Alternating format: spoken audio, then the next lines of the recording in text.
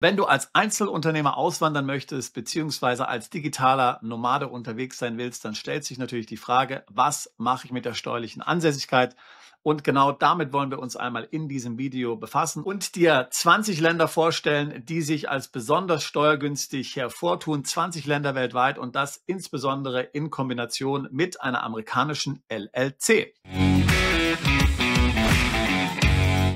Noch ein kurzer Hinweis in eigener Sache, wenn auch du auswandern möchtest und eine amerikanische LLC gründen willst, um damit mit deinen Kunden abzurechnen, dann lade ich dich ein zu unserer Braveheart LLC Masterclass nach Edinburgh, die wir regelmäßig veranstalten. Termine auf unserer Webseite, Link dazu hier in der Beschreibung zu diesem Video. Dort lernst du alles um die US-LLC rechtssicher von unterwegs als Nomade oder als Einzelunternehmer im Ausland einzusetzen. Wir reden natürlich über das Thema Steuern, welche steuerlichen Risiken es in Deutschland gibt, Stichwort erweiterte beschränkte Steuerpflicht. Wir reden über die steuerlichen Risiken im Ausland. Wir gründen dann gemeinsam eine LLC. Du kannst mir über die Schulter schauen, während ich die LLC gründe, die Steuernummer beantrage und dann auch gleich Bankkonten in dem Workshop für die LLC eröffne. Wir befassen uns außerdem mit dem Thema US-Visa, wenn du möglicherweise Interesse hast, mit dieser LLC in die USA umzuziehen. All diese Themen behandeln wir sehr detailliert bei unserer 1,5-tägigen Masterclass in Edinburgh. Wir haben diese Braveheart Masterclass genannt, weil Braveheart ein Freiheitssymbol ist, ein Freiheitskämpfer war der Schotten und natürlich auch die US-LLC ein solches Symbol für Freiheit ist, für unternehmerische Freiheit im Ausland, Freiheit von Steuern, Freiheit von Zwängen, Freiheit von einer überbordenden Bürokratie. Und das Allerbeste ist, wir schenken dir eine LLC-Gründung, wenn du an diesem Seminar teilnimmst, inklusive einer einjährigen Betreuung, ein rundum sorglos Paket. Und ebenfalls eine Mitgliedschaft bei unserem New Horizons Club ist dort ebenfalls mit enthalten. Alles in allem ein Paket im Wert von über $2.500. Alle weiteren Informationen, wie gesagt, auf unserer Webseite. Jetzt aber zurück zum eigentlichen Thema. Wenn du heute als Einzelunternehmer, als Freelancer auswandern möchtest, dann findest du dort viele verlockende Angebote im Internet, wie du angeblich steuerfrei im Ausland leben kannst. Und für viele, gerade insbesondere Österreicher und Schweizer, ist das auch relativ einfach möglich und natürlich für viele andere Nationalitäten auch. Die gründen einfach eine LLC, sind als digitale Nomaden unterwegs, steuerlich möglicherweise nirgendwo ansässig und zahlen dann auch wirklich nirgendwo Steuern. Für deutsche Staatsbürger ist es allerdings viel schwieriger. Deutsche Staatsbürger, die digital Nomaden sind oder auch jene, die in einem Niedrigsteuerland wohnen, sogenannte betriebsstättenlose Einkünfte haben, zahlen noch 10 Jahre lang Steuern in Deutschland auf die sogenannten betriebsstättenlosen Einkünfte. Also wenn du mit der klassischen LLC unterwegs bist, die eine Briefkastengesellschaft ist, die nirgendwo Steuern bezahlen muss, dann bist du in Deutschland dran und muss dann dort entsprechend noch für 10 Jahre diese Einkünfte in Deutschland versteuern. Wie gesagt, das betrifft nur deutsche Staatsbürger und auch nur jene, die gewerbliche Einkünfte aus dieser LLC haben. Wir haben ja dazu schon viele Videos zu diesem Thema hier veröffentlicht. Schau dir diese einmal gerne an. Jetzt kann man natürlich sagen, okay, kriegt ja sowieso niemand raus, dass ich da im Ausland mache. Okay, ich meine, das ist dann eine andere Diskussion. Dann können wir im Grunde auch die Diskussion führen, wie kann ich einen Raubüberfall begehen, ohne erwischt zu werden. Das ist dann so die gleiche Ebene. Für die meisten unserer Mandanten ist das keine Diskussion, auf die sie sich einlassen wollen. Man will rechtssicher sein, man will sich nicht vor dem deutschen Finanzamt verstecken müssen, man will jederzeit nach Deutschland zurückkehren können und hier nicht befürchten zu müssen, dass man Probleme mit dem Finanzamt bekommt. Daher also muss man eine Lösung finden, wo man eine tatsächliche steuerliche Ansässigkeit nachweisen kann, wo man wirklich in einem Land steuerlich ansässig ist, wo man in diesem Land dann ein Unternehmen betreibt als Einzelunternehmer, das auch dann tatsächlich steuerlich veranlagt ist, wo man Steuererklärung einreicht und dass man dann zum Beispiel mit einer LLC kombinieren kann. Warum macht die Kombination mit der LLC Sinn? Nun, vielleicht stellst du deinem Kunden lieber eine Rechnung von einer LLC als zum Beispiel aus einem Land wie Bulgarien. Sieht vielleicht besser aus. Außerdem kannst du damit vielleicht ein bisschen verschleiern, wo du wirklich bist. Die LLC bietet natürlich außerdem beschränkte Haftung, ist anonym, also für den Außenauftritt sicherlich eine gute Sache. Daher macht die Kombination aus beiden Aspekten, also das heißt ein lokales Unternehmen an deinem Ansässigkeitsstaat mit einer LLC, durchaus Sinn, ist aber natürlich nicht verpflichtend. Das heißt, du brauchst keine LLC, du kannst das auch einfach mit dem kleinen Unternehmen machen, was du an einem Ansässigkeitsstaat gründest. Aus deutscher Sicht ist dieses Unternehmen das Entscheidende. Das heißt, steuerlich gesehen hast du dann gegenüber dem lokalen Unternehmen keine Vorteile, wenn du die LLC verwendest. Du rechnest dann einfach von deinem kleinen lokalen Unternehmen mit der LLC ab und die LLC rechnet mit den Kunden ab. Aber möglicherweise hast du optische Vorteile, die sich aus einer solchen Konstellation ergeben können. Für viele ist nun der eigentliche Knackpunkt, dass sie ja nirgendwo wirklich sein wollen. Sie wollen sich jetzt ja nicht festlegen müssen, sich irgendwo so und so viele Tage aufzuhalten. Wir kennen das ja aus Dubai, 90 Tage, Zypern 60 Tage. Für viele ist jetzt Dubai nicht so toll und auch Zypern nicht so toll, dass man jetzt dort wirklich so viel Zeit verbringen möchte. Deswegen sucht man idealerweise nach einer Lösung, wo man zwar die steuerliche Ansässigkeit hat, wo man dann ein steuerliches Ansässigkeitszertifikat bekommt und wo man dennoch möglichst wenig Zeit dort verbringen muss und natürlich auch möglichst wenig Steuern bezahlen muss. Das ist ja völlig klar, denn ein großer Vorteil der US-LLC ist ja, dass man keine Steuern bezahlt. Das will der deutsche Staat natürlich nicht zulassen. Daher muss man einen Kompromiss finden, mit dem man auf der einen Seite rechtssicher sich aufstellt, auf der anderen Seite dann natürlich auch möglichst viele Vorteile wie Mobilität und Flexibilität nutzen kann. Man muss es ganz klar sagen, das ist tatsächlich ein zusätzlicher Aufwand. Das ist völlig klar.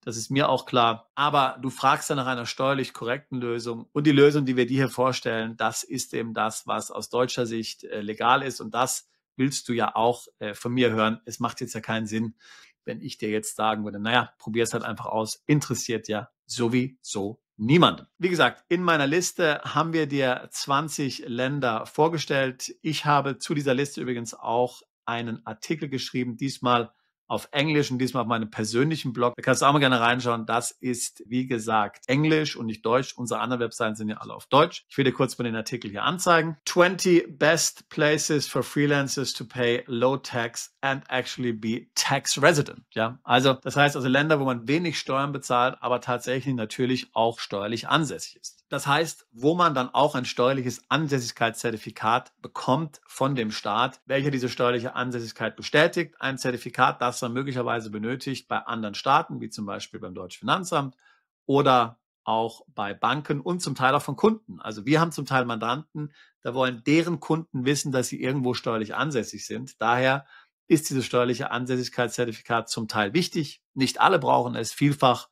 Ganz ehrlich, braucht man es auch nicht. Vielfach reicht einfach ein Wohnsitznachweis aus, dass man eben tatsächlich irgendwo wohnt. Und das ist im Grunde genommen auch das Konzept der Liste, die ich dir jetzt vorstelle. Du hast dort wirklich eine Wohnung, du mietest dort wirklich eine Wohnung, nicht jetzt irgendwie einen Briefkasten oder eine Mailbox, sondern eine echte Wohnung. Das ist idealerweise auch deine einzige langfristig angemietete Wohnung weltweit. Das ist dann nachher wichtig für den Lebensmittelpunkt. Dort hast du einen langfristigen Mietvertrag. Das heißt, du mietest diese Wohnung für das ganze Jahr, jetzt nicht nur für einige Wochen. Und in diesem Land hast du dann auch dein Unternehmen gegründet. Die meisten Länder, wo wir dir vorstellen, da ist das Unternehmen dann ein ganz normales Einzelunternehmen. Also du musst keine Kapitalgesellschaft gründen. Hinsichtlich der Gesellschaft ist dann unserer Meinung nach die LLC die bessere Option. Aber in einigen Ländern, wirst du sehen, muss man auch eine Kapitalgesellschaft gründen, um den besten Steuersatz zu bekommen. Wir haben bei den Ländern Wert darauf gelegt, dass die eigentliche physikalische Präsenz hier möglichst gering ist. Aber du wirst einige Länder auch sehen, die wir auf der Liste einfach aufgeführt haben, weil ganz oft danach gefragt wird, wo eine kurze Anwesenheit nicht immer möglich ist. Aber der Vollständigkeit halber haben wir sie mit auf diese Liste genommen. Das sind Länder weltweit, in der EU, außerhalb der EU, in Europa und auch in anderen Ländern tatsächlich. Diese Liste hat jetzt keinen Anspruch auf Vollständigkeit. Wir haben 20 Länder rausgesucht. Wenn du weitere Vorschläge hast, dann würde ich mich über deine Zuschrift freuen. Du kannst natürlich entweder einen Kommentar hinterlassen oder auf unsere Webseite gehen, perspektiveausland.com. Dort findest du eine E-Mail-Adresse oder ein Kontaktformular. Dort kannst du uns wissen lassen, welche Länder du auf der Liste vermisst. Schauen wir uns gerne an. Auch wenn du denkst, dass Informationen falsch sind in dieser Liste, auch dann lass es uns bitte wissen. Würde mich sehr freuen. Es ist schwierig, dort immer den aktuellen Stand hundertprozentig zu haben. Du kannst dir vorstellen, dass 20 Länder zu researchen immer auch ein gewisser Aufwand ist. Daher, wenn etwas nicht mehr aktuell ist, lass es uns gerne wissen. Wir sind über dein Feedback und dein Input und weitere Vorschläge immer dankbar. So, wir sind jetzt bei unserer Liste hier von folgendem Szenario ausgegangen. Du bist ein Freelancer im IT-Bereich. Du verdienst 120.000 Euro pro Jahr, also 10.000 Euro pro Monat. Wie viel Geld bleibt dir am Ende tatsächlich übrig? Und hier meine ich jetzt das totale Netto, also Steuern, Sozialabgaben, Krankenversicherung. Und wir gehen dann auch auf Residence ein. Das heißt, wie viel Zeit musst du tatsächlich in dem Land verbringen? Wie flexibel ist dieses Land? Welche Nachteile gibt es möglicherweise? Wir fangen auf Rang 20 an und arbeiten uns dann langsam nach oben. Auf Rang 20 haben wir Serbien. Dort bleiben dir von 120.082 bis 95.000 netto übrig. Total musst du insgesamt 21 bis 32% Steuern bezahlen. Ansässig bist du entweder über 183 Tage Anwesenheit im Land oder indem sich der Schwerpunkt deiner Lebensinteressen in Serbien befindet. Serbien hat viele Vorteile. Es nimmt nicht am automatischen Informationsaustausch teil. Man kann dort relativ günstig natürlich eine Wohnung mieten. Wir bieten ja dort immer wieder Reisen auch an. Meiner Meinung nach ist es aber allerdings ziemlich bürokratisch. Es ist so ein bisschen wie in der DDR. Man muss dort von Pontius zu Pilatus gehen, sich Stempel abholen und sich alles Mögliche bestätigen lassen. Also das möchte ich nur sagen. Ein positives Land, keine Frage. Alle Länder auf unserer Liste sind positiv, ganz klar. Aber das muss man wissen. Auf Rang 19 haben wir Estland. Hier bleiben dir fast 94.000 von deinen 120.000 übrig. Insgesamt musst du 22% Steuern bezahlen. Auch hier musst du entweder 183 Tage im Land sein oder aber den Schwerpunkt deiner Lebensinteressen in dem Land haben. Die Steuer übrigens wird nur fällig, wenn du dir Gewinne aus deiner Firma auszahlen lässt. Wenn du die in der Firma drin lässt, dann bleiben sie steuerfrei. Wir gehen hier momentan davon aus, dass du dir eben alles auszahlst. Auf Rang 18 haben wir Ungarn. Hier bleiben dir von deinen 120.000, 92.000 bis 98.000 Euro übrig. Auch hier Steuern 18 bis 23%. Auch hier wieder 183 Tage Anwesenheit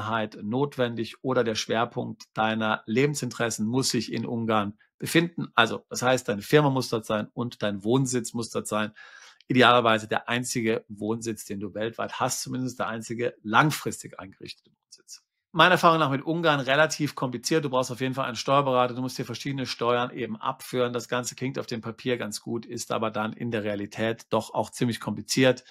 Eben auch hier ein ziemlich bürokratischer Staat, muss man ganz klar zum Thema Ungarn sagen. Auf Platz 17, praktisch auf gleicher Höhe wie Ungarn, haben wir Tschechien. Hier bleiben dir von deinen 120.000 Euro 90.000 bis 97.000. Insgesamt steuerliche Belastung von 19 bis 25%. Hier ist die steuerliche Ansässigkeit gegeben durch eine Anwesenheit von 183 Tagen oder einen Wohnsitz. Also eine ähnliche Situation wie auch in Deutschland, wo du ja ebenfalls keine Anwesenheit in Deutschland brauchst, um dort steuerpflichtig zu sein, wenn du einen Wohnsitz dort hast. Platz 16, das nächste Land auf unserer Liste, ist Litauen. Hier bleiben dir von deinen 120.000 insgesamt 90.000 bis 100.000 übrig. Besteuerung 17 bis 25%. Du musst 183 Tage im Land sein oder einen Wohnsitz haben, um dort steuerlich ansässig zu sein und ein steuerliches Ansässigkeitszertifikat zu bekommen. Nachteil ist, dass in Litauen die Sozialbeiträge relativ komplex sind. Also hier wirst du auf jeden Fall einen Steuerberater benötigen.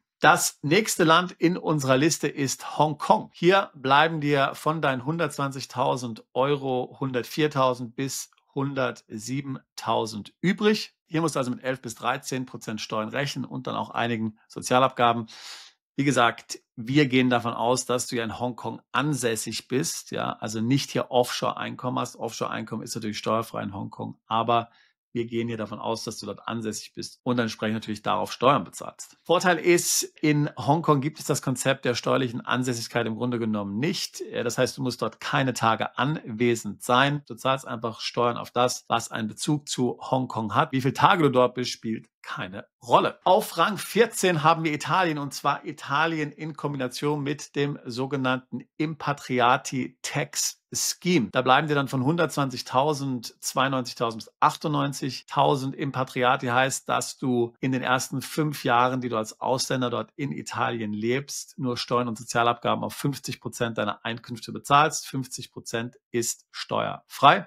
Die steuerliche Ansässigkeit wird dadurch ausgelöst, dass du entweder dich in Italien anmeldest beim Einwohnermeldeamt, dort 183 Tage verbringst oder der Schwerpunkt deiner Lebensinteressen sich in Italien befindet. Also 18 bis 23% in Italien mit Impatriati Tax Regime. Auch die Griechen haben ein solches Impatriati-Tax-Regime, heißt natürlich nicht so, denn Impatriati ist der italienische Begriff. In Griechenland nennt man das schlicht und ergreifend 5c nach dem entsprechenden Paragraphen. Hier bleiben dir 96.000 bis 104.000 von deinen 120.000 13 bis 20%. Gleiches Prinzip wie in Italien. 50% steuerfrei und sozialversicherungsfrei. Auf 50% zahlst du dann Steuern und entsprechende Sozialabgaben. Auch hier 183 Tage Anwesenheit plus der Schwerpunkt der Lebensinteressen müssen sich in Griechenland befinden. Nachteile sowohl zu Griechenland als auch zu Italien, würde ich sagen, sehr bürokratisch, zum Teil sehr kompliziert, verwinkelt. Ein Beamter sagt der eine, der andere sagt was anderes. Und natürlich auch die Sprache ist auch ein Thema in Griechenland, natürlich auch das Alphabet, das dort verwendet wird. Auf Rang 12 haben wir Polen. Hier bleiben dir von deinen 120.000, 96.000 bis 99.000 Euro. Insgesamt 17 bis 20% Abgaben. Hier gibt es ein spezielles Regime für Freiberufler im IT-Bereich. Du zahlst also 12% Steuern, andere Branchen möglicherweise weniger.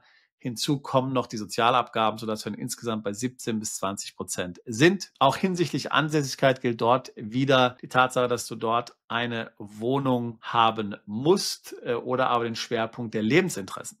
Ein Nachteil in Polen meiner Meinung nach sind die häufigen Änderungen an der Steuergesetzgebung. Da kommt ständig was hinzu, dann verschärft sie was anderes. Also meiner Meinung nach nicht sehr zuverlässig, aber ansonsten Polen natürlich auch attraktiv. Auf Rang 11 haben wir Nordmazedonien. Insgesamt bleiben dir von deinen 120.000, 98.000 bis 100.000, 17 bis 20% Steuern und Abgaben. 10% ist die Körperschaftssteuer und dann noch 10% auf Ausschüttung plus dann Sozialabgaben. 183 Tage Anwesenheit oder das Vorhandensein einer Wohnung, das sorgt dafür, dass du steuerlich ansässig bist. Ein ähnliches System auch hier also wie in Deutschland. Auf Platz 10 Montenegro. Auch hier ein schönes Land außerhalb der EU. Adria, schönes Wetter im Sommer. Kann man sich definitiv nicht beklagen. Es bleiben dir 96.000 bis 102.000 von deinen 120.000, also 15 bis 20% Steuern. 9% musst du an Steuern bezahlen und dann noch Sozialabgaben. Hier geht es also auch wiederum um einen Einzelunternehmerstatus. Die Ansässigkeit dort ist relativ streng in Montenegro. Wenn man länger verreisen will, muss man dazu bei der Polizei zunächst mal anfragen. Das ist fast so ein bisschen wie in der DDR, muss man ganz ehrlich sagen. Gilt jetzt nicht, wenn man ein Unternehmen hat. Ich würde sagen, hier wird relativ viel Zeit vor Ort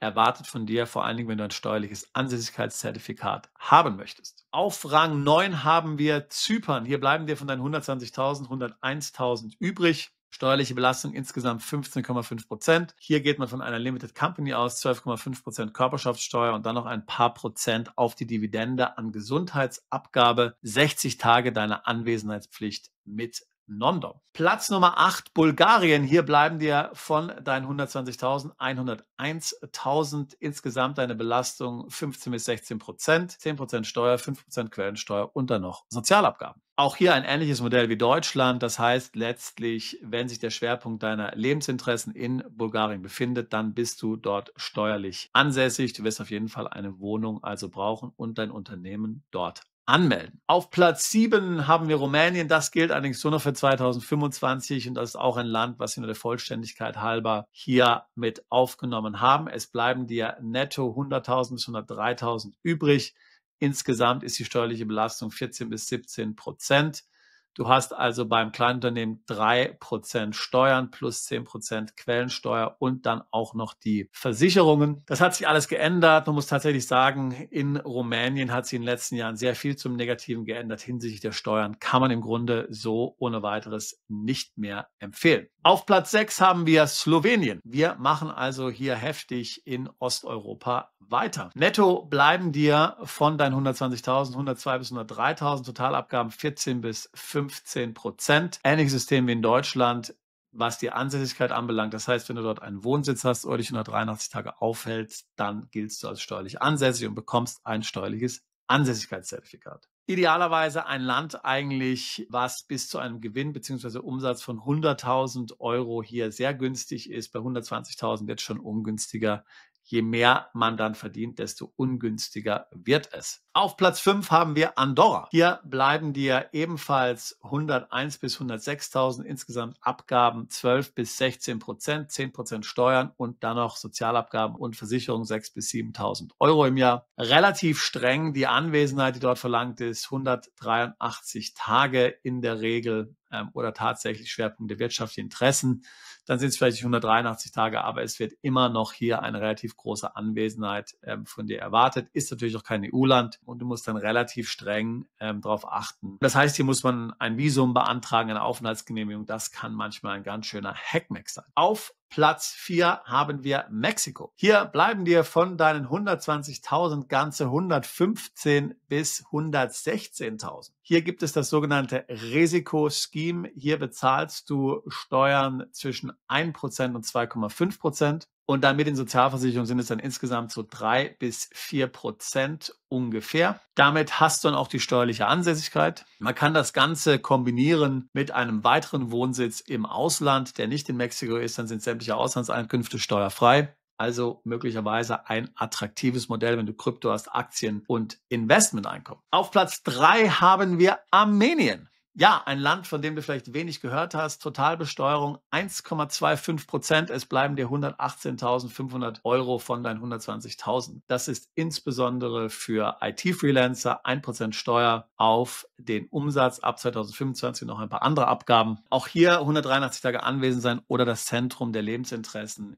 in Armenien haben. Ein kleines Land, sicherlich, das ist alles noch ein bisschen unerprobt, aber natürlich klingt es auf jeden Fall interessant. Auf Platz 2 haben wir Georgien, 1,25%, auch hier auf gleicher Ebene wie Armenien. Jetzt hast du 1% Steuern, das Ganze kannst du ungefähr nutzen bis zu einem Umsatz von 150.000 Euro. Wie gesagt, in unserem Fall haben wir 120. Nachteil allerdings hier, dass du tatsächlich 183 Tage anwesend sein musst oder das ist High Net Worth Scheme. Für dieses High Net Worth Scheme musst du $500.000 in Georgien zum Beispiel auf Konten haben oder in georgischem Real Estate angelegt haben. Tatsächlich gibt es hier einige Flexibilität, soweit ich das richtig verstanden habe vom Daniel. Das heißt, wenn du zum Beispiel Krypto hättest, einige Bitcoins, du würdest die tauschen und würdest die mal für ein paar Minuten auf ein georgisches Konto transferieren, insgesamt 500.000, wenn du das hast, dann ist das möglicherweise schon genug, dann kannst du es auch wieder abziehen. Aber das müsste man dann in einer Beratung klären. Dann hast du überhaupt keine Anwesenheitstage, sondern dann bist du einfach aufgrund des Status dann dort steuerlich ansässig. Ansonsten, wie gesagt, leider 183 Tage.